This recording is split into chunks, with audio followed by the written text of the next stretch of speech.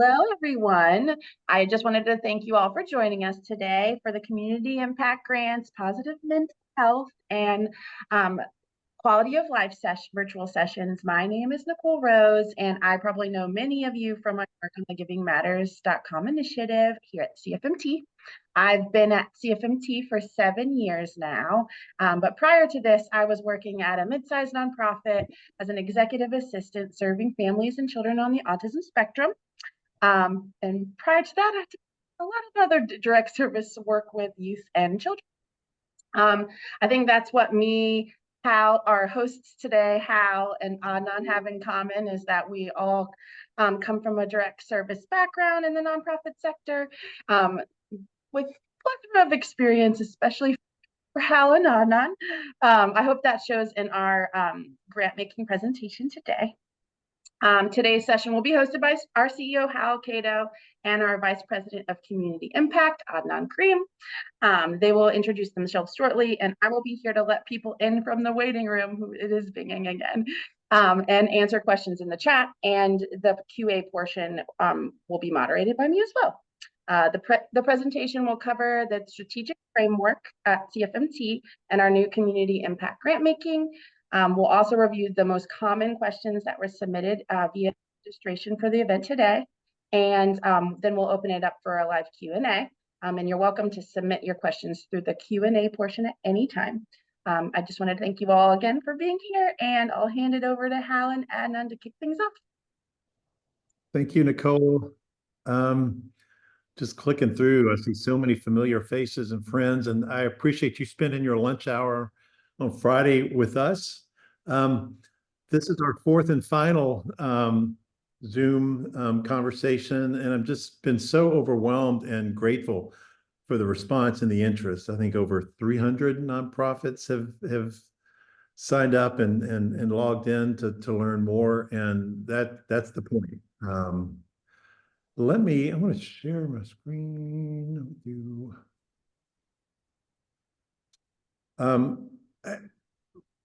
This is really, not about us today. This is about answering your questions and making sure that you understand what this community foundation is doing and where we're going. But again, this is for you.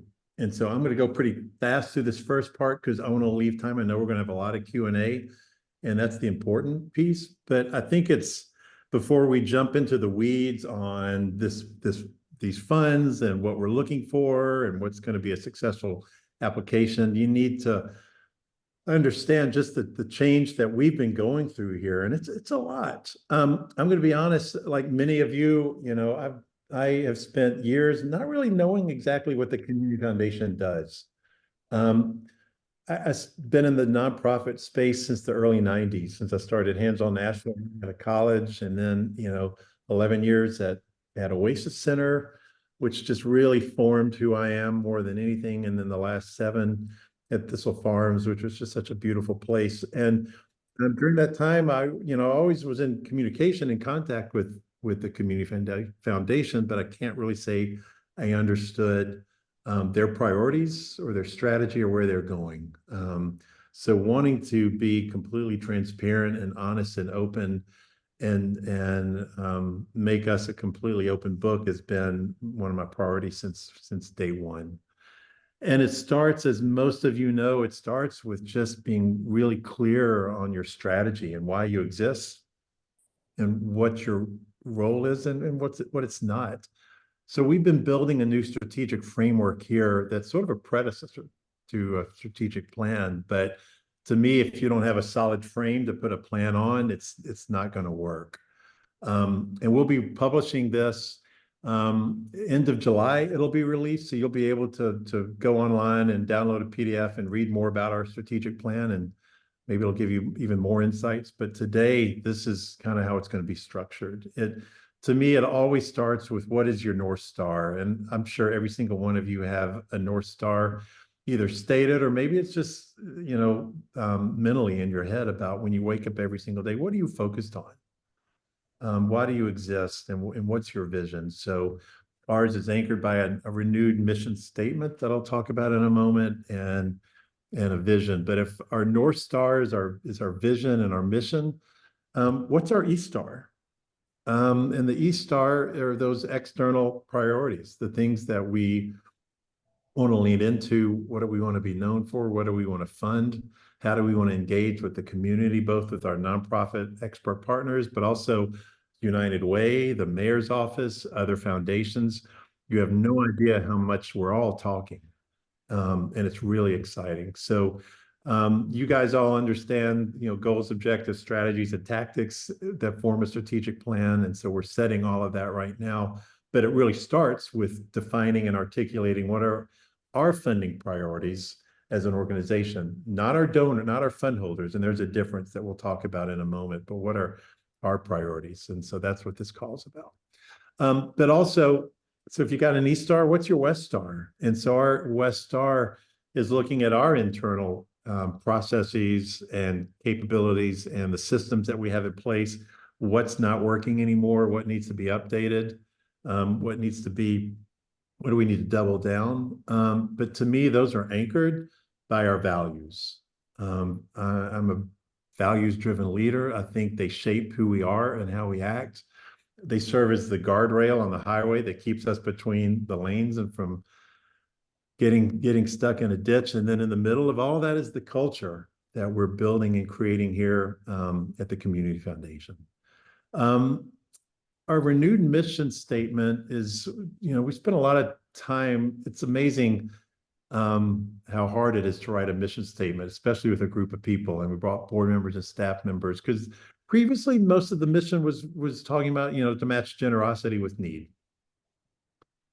And that's important, but we need to go deeper because what's the why behind that? And for us, our why is really about building a more thriving and inclusive community.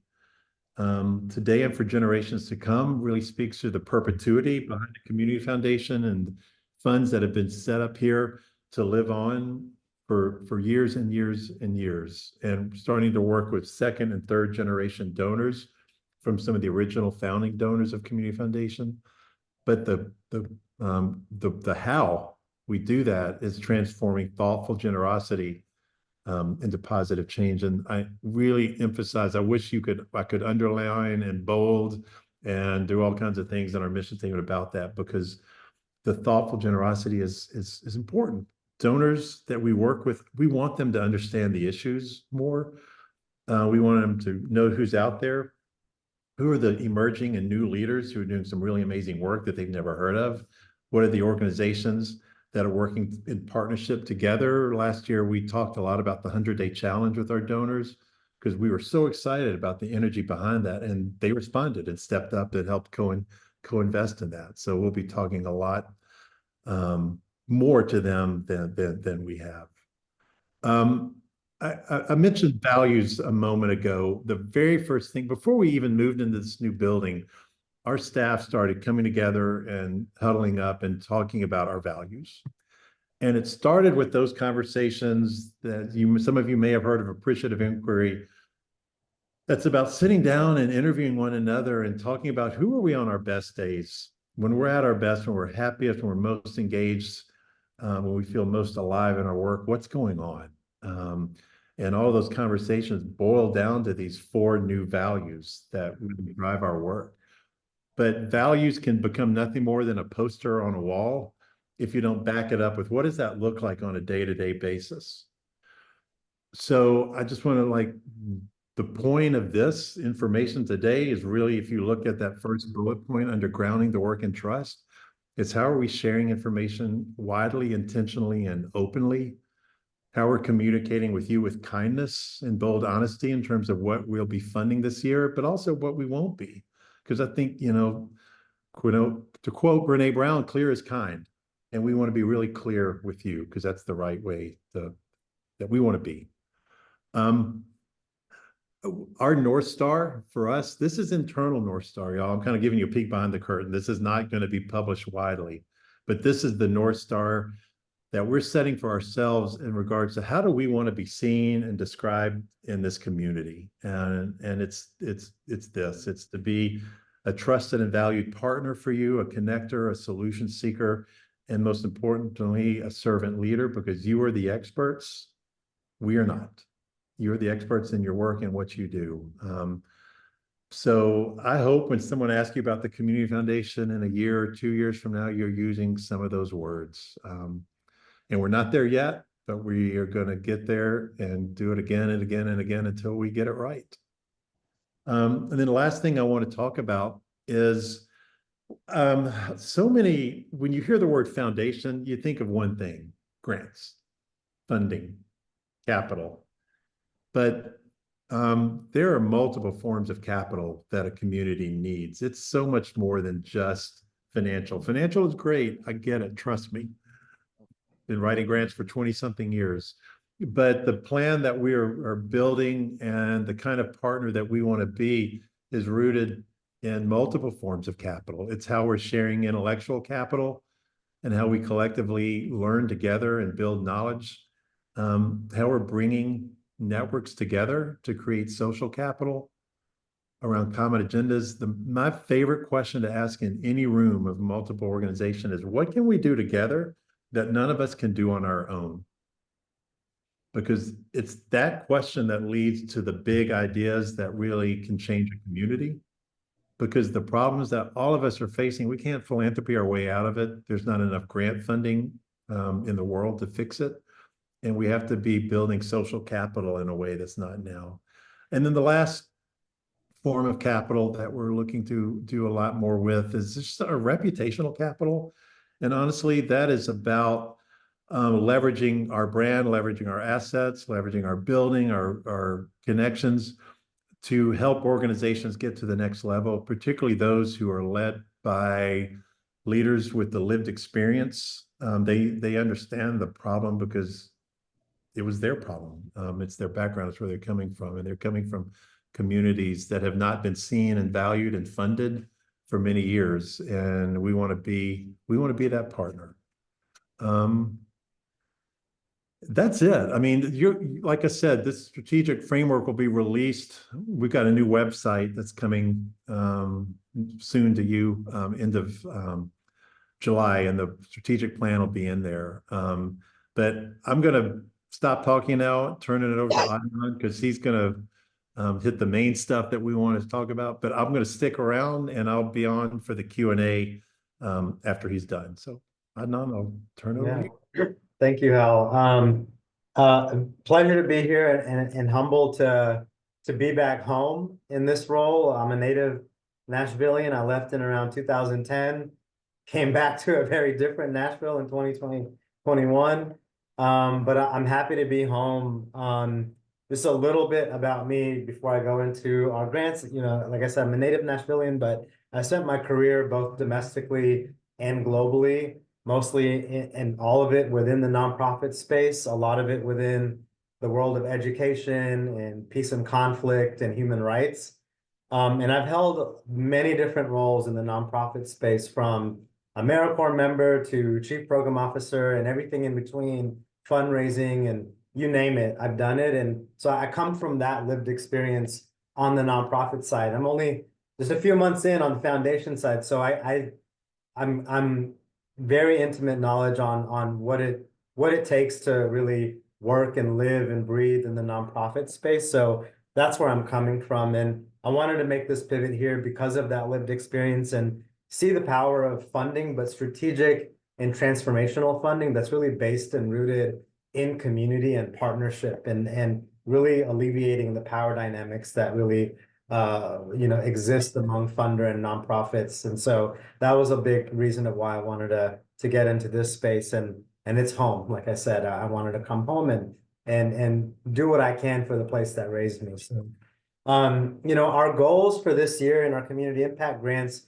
is pretty simple. We want to champion and support those organizations that create a better sense of belonging, connection, and inclusion, particularly for those that are not benefiting from the prosperity of our region. And so when I talk about the changes that we're making in our grant making this year, it comes from leaning in that, but really first and foremost, leaning in all the feedback that we've gotten from the nonprofit community, looking in and on our own reflection of within the foundation. A lot of us have worked in the nonprofit space, looking at best practices, both nationally and internationally, of what makes sound, strategic, and transformational funding in partnership with nonprofits. And ultimately, leaning in on how do we become, as Hal mentioned, better servant leaders to our community and those most proximate to those issues. And so one of the biggest changes that's really grounded in one of our values in trust is the shift from restricted funding to completely unrestricted general operating funds within our grants. I think restricting the funding that goes out to our nonprofit partners undermines your expertise, undermines our trust, and your ability to make the discretion on what's important for you to do and achieve and be flexible in your ability to achieve your mission. I think we all know working in the social movement, social impact sector, it's not like baking a cake. You don't just add in ingredients and voila, you've got outcomes. It's more nuanced and flexible, and by giving funding that's general, unrestricted, allows you to pivot when needed, and us to lean in and learn and be better partners. And that goes into the second two shifts of the dilemma that, if you read the memo that went out on June 3rd when we announced the applications, is the dilemma that a lot of us face is what's the balance between going wide versus deep, and what's the pros and cons, the cost and benefit between going wide versus deep. And we're really choosing to go deep in a meaningful way, where first of which we were on average, our grant sizes were anywhere between $4,000 to $6,000, and wanting to move based on feedback to making sure that our average grant sizes sit within that $20,000 mark of where folks needed more transformative gifts to do the work that you need. And that comes with, we're reaching a lot of people. There's a lot of grants, but minimal investment. And so this deeper investment of larger grants with fewer organizations to those shared outcomes that Hal was talking about allows us to be those partners and be in more of a relationship with nonprofits than it being a transactional relationship, and us not being able to lean in and learn and pivot with you and operate in that way. And so the ability to go deeper with fewer grants but larger investments allows us to be in that deep partnership with you all. And a preference now for, while everyone's eligible to apply, but really a preference for small to mid-sized nonprofits where that gift is much more transformative. And then, we were funding a lot of different things, and we chose to really narrow in our focus into 3 focus areas, which, it's on our website and you can see, but it's into the arts and creative culture, youth education, development and education, and positive mental health and quality of life. And the reason why we went in these focus areas is, one, predominantly because that's where most of our funding has historically gone, but also that's where a lot of our field of interest funds have been designated to by our fund holders and donors, and we can make the biggest impact in a partnership. And again, to that notion of going deep, by being strategic, going focused in on focus areas allows us to really draw those clear boundaries of where we want to lean in the most and create the most impact. And one thing I wanted to share with that is, I think there's been, in the vein of transparency, you might hear, the foundation's given out 70 million in grants or 65 million in grants. But the reality is in the competitive application process of what maybe you've known formerly as discretionary grants, what we're calling now community impact grants, that's really like 3%, 2 to 3% of that pot of money. So we're not talking about a lot when we're talking about these impact grants. And so that's all in just the vein of transparency, because sometimes a lot of foundations are not clear and transparent about that. And we wanted to make an effort to be clear where that's going and where this falls in that bucket of assets that we've got in terms of grant making. And then we can go to the next slide, Okay, appreciate how So, okay, perfect. and this Thank you. comes in with our focus on positive mental health and quality of life is, we really want to increase access, particularly for those that are where it's inaccessible to mental health and behavioral health services, so that they have better life outcomes and create a better sense of social connectivity and belongingness. And really hone in on that in this focus area. And so I think some of the questions will be answered as we go into more of the focus area. So anyway, just wanted to single out this slide and talk about some of that changes in the focus area. We can go to the next slide. Previously, you were requesting a budget because it was based on a program within a restricted funding scope, but now because it's general operating unrestricted, we're allocating our funds based on budget size of the organization. So for example, if you're a organization applying under this category and you fall within the 500,000 to 1.5 million operating budget and you're selected to get an award, you're getting the 20,000. And accordingly based on your budget operating size. And again, just for logistics sake, our applications are open till the 30th. They'll go under review for the couple of months following, and then we'll be ready to announce and distribute awards at the beginning of the fourth quarter of this year. And as a reminder, we have other grant opportunities. I think there were some questions, for example, you know, we've gotten Women's Fund before, but we intersect with health, but you can apply for this category if this is eligible and falls under your mission. And then in August 1st, the Women's Fund, Animal Welfare, and other funding opportunities will be announced. And if those fall under your wheelhouse, you'll be eligible to apply for those as well. And that's separate from the community impact grants funding cycle.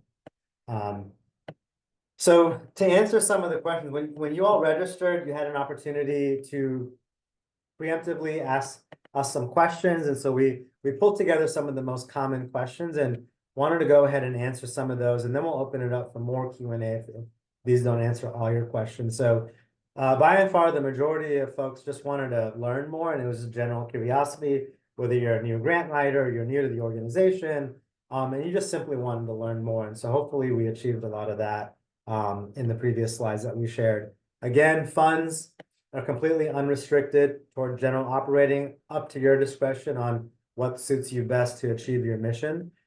In terms of reporting, it's just going to be one final report, and that'll be it. We're not looking for quarterly reports, anything that's going to be crazy, you know, really burdensome and very time intensive. And so we're trying to get to a place where reporting is more of a conversation and learning more about what was successful, what wasn't, what could be improved. But it's not just one way, but it's also about how did we do as a partner, as a funder? What can we improve upon? How can we improve on our partnership? So it's not so much a one-way thing, and the reporting can be an avenue to get feedback for ourselves as well. And it shouldn't be, again, to the point of, you know, breaking down those power dynamics that tend to exist between funder and grantee. And I don't like the word grantee. I think we should just, it's partners. That's what it is. And so how are applications scored and selected? One part of it is a rubric, and which we'll share with you.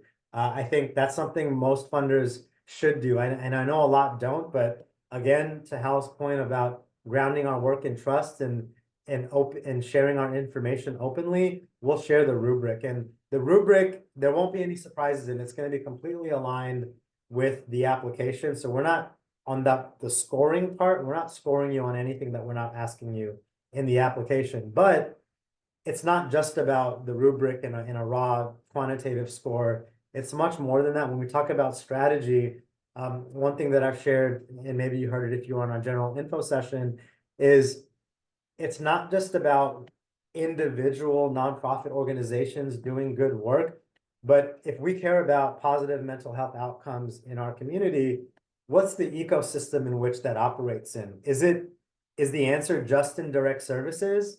Or is it a combination of how are direct service organizations working collaboratively with those that are what I call in the inside game, working to advance legislation, do advocacy, policy changes, those that are introducing things that are alternatives or outside of the status quo, those that are doing mass mobilization, those organizations that are doing structural organizing. And if you look at any successful movement, successful impact social impact, it hasn't happened in the vacuums of one theory of change, but what's the connection and concerted effort amongst all those, what we call ecology of movement, ecology of change, and what's our responsibility as grant makers to ensure that we're also being thoughtful in that. So our portfolio of folks that are in our positive mental health group, does it make up that diversity of efforts as well, right? That we're not just funding 100% direct service, but then to the other point that Hal was talking about, what do we do beyond the grant?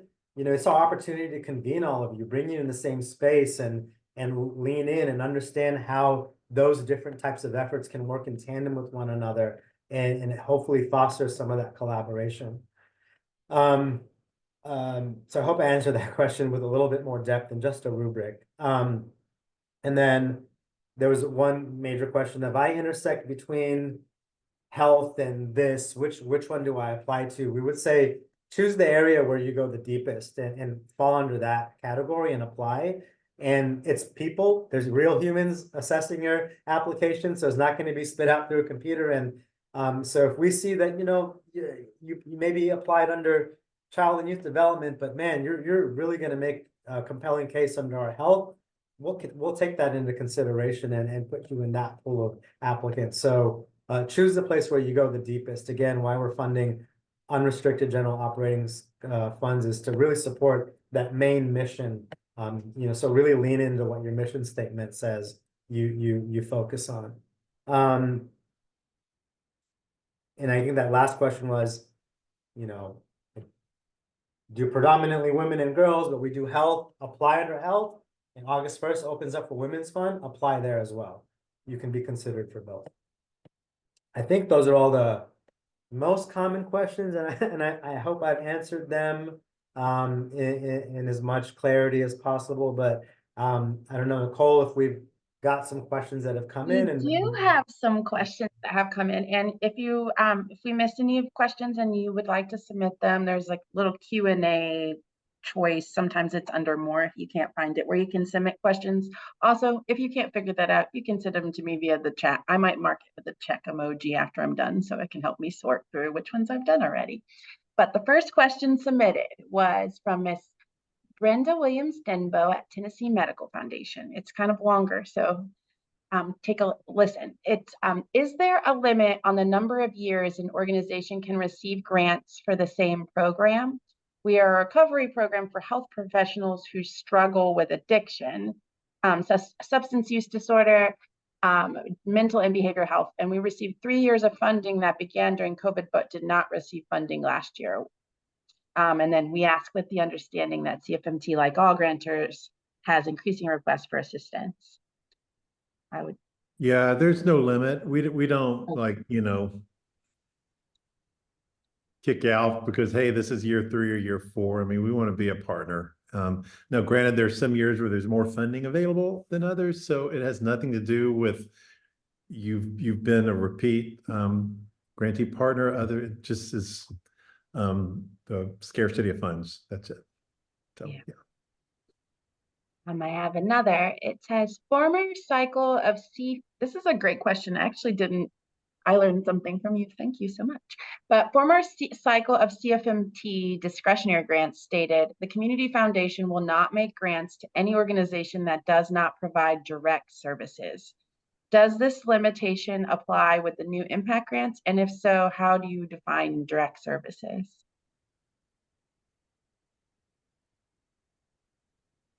Will you read that again? Yeah, I didn't take this one. It says former cycle of CFMT discretionary grants stated the Community Foundation will not make grants to any organization that does not provide direct services. Yeah, I'll just stop you there. That's not true. Yeah, that's not true anymore. And no, so we're really looking, as Adnan said, to fund a continuum here, because we need all of it. So yeah. Yeah, and I hope folks have read that letter from Kevin Dean earlier, because I think there's a lot of fear and nervousness around things. I'll give the example of doing advocacy work as a nonprofit. And I would urge folks to look at TNN as a guidance of there's a lot of advocacy nonprofits can do, and just understanding where the scope and bounds of that are. to my point about the ecosystem. And so even just to go a little deeper of the why behind the change of funding beyond just direct services. I second that. I went to that advocacy summit and I was just so impressed with how they train as well. There's so many tools they provide to organizations that draw that line. You should. I would recommend checking it out. I really learned a lot. Okay, so Nikki has a question that says, will there be info session and or more information coming out about the Women's Fund area? No, we're not. There won't. I mean, they'll again, we'll be super transparent. When you see the posting and what they're looking to fund, but we weren't planning on doing any more information sessions. Yeah, they'll probably be available any changes on the website, and I imagine I'll share them in the Giving Matters newsletter if I see them as well. All right, 1 second, get to the next one. Would hunger relief support be considered in one of the focus areas?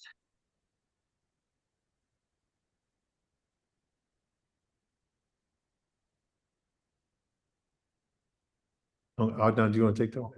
Sorry, you cut out on my end. Oh, sorry. It said, would hunger relief support be considered in one of the focus areas?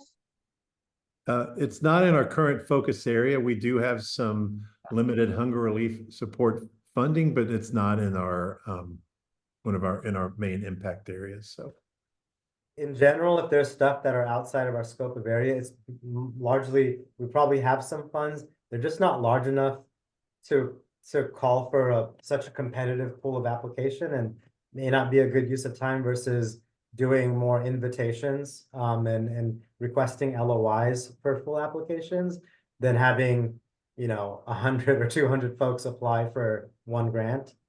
Is probably not the most fair way to go about that. All right. First, Chad Curtis wants to say, this has been extremely informative. Thank you so much. But then he had a question. He said, regarding budget, are we allowed to use our projected budget and include the site that we are purchasing? So is that a capital purchase? I'm guessing that's a capital purchase. Yeah, that wouldn't fall into your operating budget. Typically, a capital budget is separate. We're looking at operating budget size. And Thank you for clarity. so I'm assuming that a lot of you guys are probably looking at fiscal years that start here in a few weeks. So use your projected operating budget for next year as a guide. That's what you're doing. Will the grant selection team still match project to foundation interest or priorities, or is there just a big pool of funds that are not necessarily affiliated by foundation funding sources? I actually don't understand that question totally, so maybe. Yeah, you want to read it again? I'll try to. Sure, let me try it. Maybe I just don't understand it. But it's will grant selection teams still match project to foundation interests or priorities, or is there just a big pool of funds that are not necessarily affiliated by foundation funding sources? We do not have a big pool of funding that is just completely unrestricted and not tied to impact areas. So this is us, in the past, it's sort of been arts to zoology and spreading these grants really, really thin and wide. So have looked at and analyzed donor intent for the last 30 years in creating these impact areas. There are a small handful of field of interest funds that have been created over the years. As Adnan said, it's not enough to want to do an open call.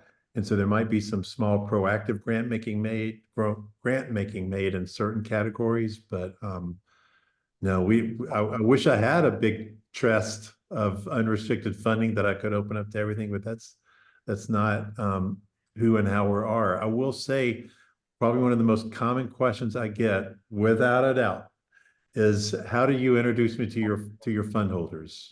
Me too. Yeah, and so the best thing that you can do, in terms of that, we have some fund holders who just want to be left alone. They have set up a donor advised fund here and they know what they want to support. we have others that are curious and want to know. And the more that we know about you, particularly what it's fun for us to take to fund holders of those new and innovative partnerships when multiple organizations are coming together. Like I said, to do in partnership with nobody can do on their own. Those are cool opportunities for us to share. But by and large, donor advised funds, it's just it's a charitable checkbook. It's not a foundation. There's no application process. So the Yeah. more we know about the work you're doing, the better we can match in the moment when someone says, tell me what's going on.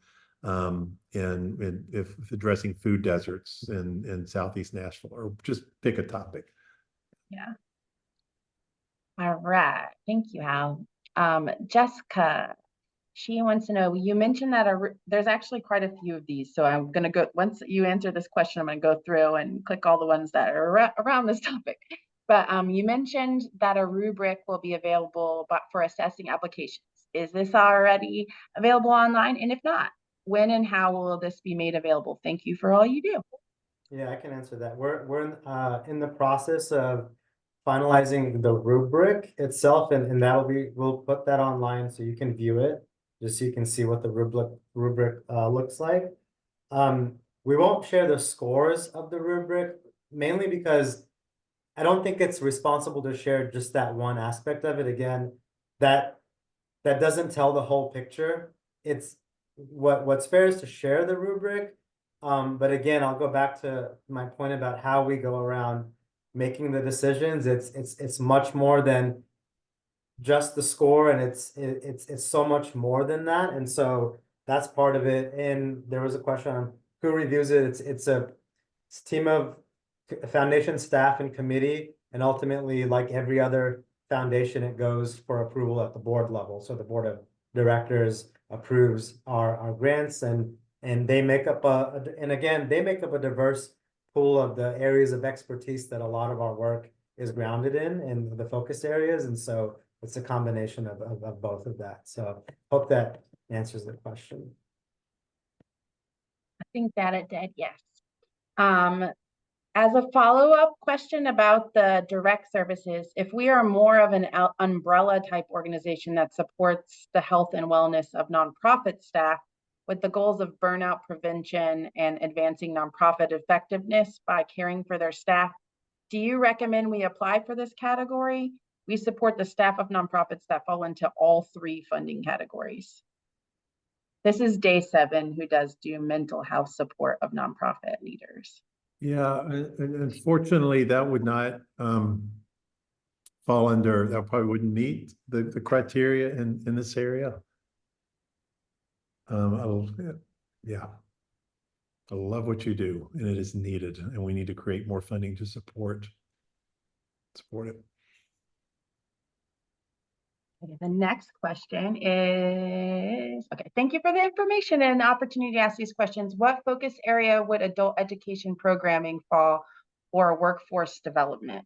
Or is this an area for a smaller specific field of interest?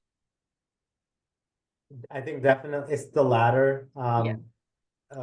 Back to the point of where our field of interest funds exist at the moment, we don't have a large enough pool of funding that donor intent funding that's aligned with that.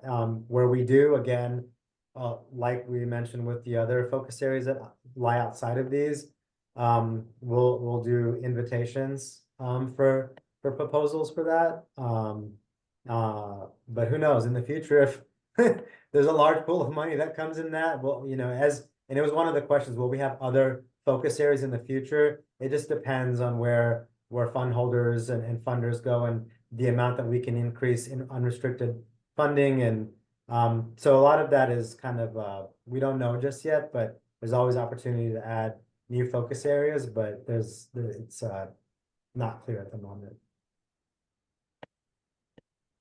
Heidi, I have one in the Q&A left and then a couple in my chat. So we're getting there. Actually, another just popped up. So who and how many folks will be on the review panel? Is the review criteria published anywhere? I think that's kind of the rubric question. So that answer's already been answered, but the who and how many folks question maybe hasn't. it's a combination of community foundation staff members and approval from the board. Yeah. Oh, that was it too. Yeah. And then are salaries included as unrestricted operating expenses? Those are operating. Yeah, Yeah, yeah. they are. And I know that in the past we haven't Yeah. done as much in salary, so that's probably- Overhead and salary is no longer a taboo thing to ask. Yeah, you can apply, you can apply. People are what, that's the point, like, I think that's the beauty of having folks like us here is that's what drives the work. I mean, I think it's a no-brainer, so it's the people. It's all about the people. We already did this one. Sorry, I'm just like sorting through some of the ones we already did. Give me 1 second. Rehabilitative services. Do we know? Oh my goodness. Okay, so oh, question for the Women's Fund grants. This might be, I imagine the answer is yes, but this might be a Jenny question because I just don't know.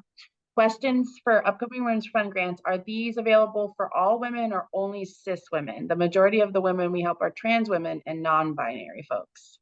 Yeah, I think we'll get an answer back to that. I don't want to speak for Jenny or the Women's Fund on that one. So Nicole, if you can just keep note of who that is and we'll connect them. Gotcha.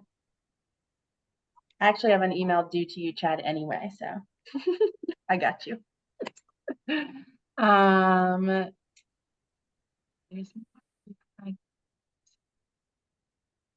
think there was a question about guidance versus clarity. I think Did I miss we'll try one? our best to get to questions on clarifying questions on the grant process and Yeah. eligibility and requirements. But as far as I like coaching around the application, I think in a, you know, in the sense of fairness and equity, I don't think we're gonna go as far as coaching and guidance around the application.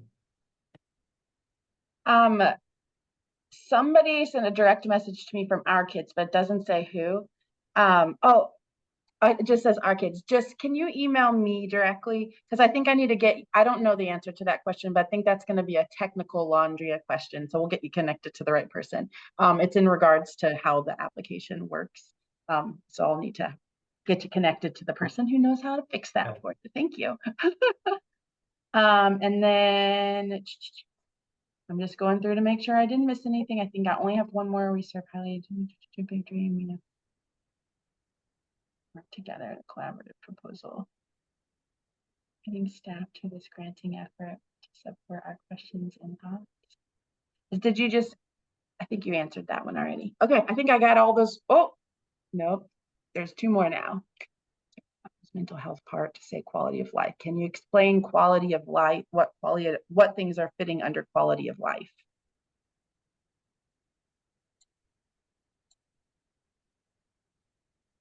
Oh, it's all the stuff that's under the bullet points of what we are framing as our funding priorities. So again, a focus on mental health and behavioral health. Okay. I would put more of the focus on that in that singular term on the focus area.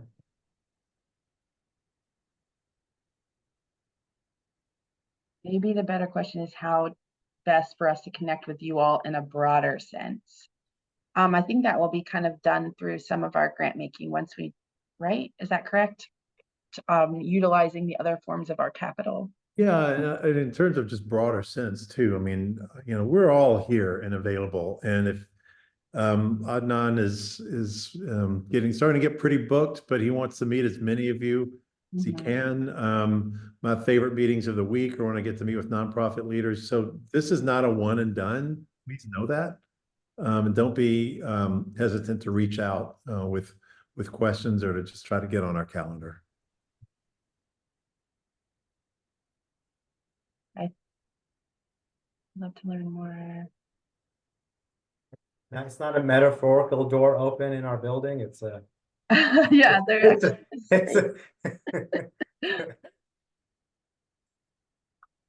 and someone sent me a question directly in regards to how to get in touch with the Women's Fund. They actually have a section on our website. I can put it in the chat. That way you can take a look at what they have on the site already. And I think there's some contact info there, but if there isn't, feel free to email me after this and I can get you connected. I'm gonna pull that up really quick. And that was the last question, I'm pretty sure. It was a little more confusing in the chat than, so if I missed your question, feel free to reach back out. I think I got everything. So that's it. Hey, guys, thank you so much. Yeah, Nicole, there's a few top our email addresses in chat. That'd be great. Thank you guys It's on so the much website as well. for your time, for your interest, for your questions, for everything. Like I said, this is not a one and done. You are not grantees, you are nonprofit partners in the work. So know that we're here for you, and look forward to talking to you again. And I hope everybody has an amazing weekend. Thank you all so much. Such a pleasure. Bye, guys.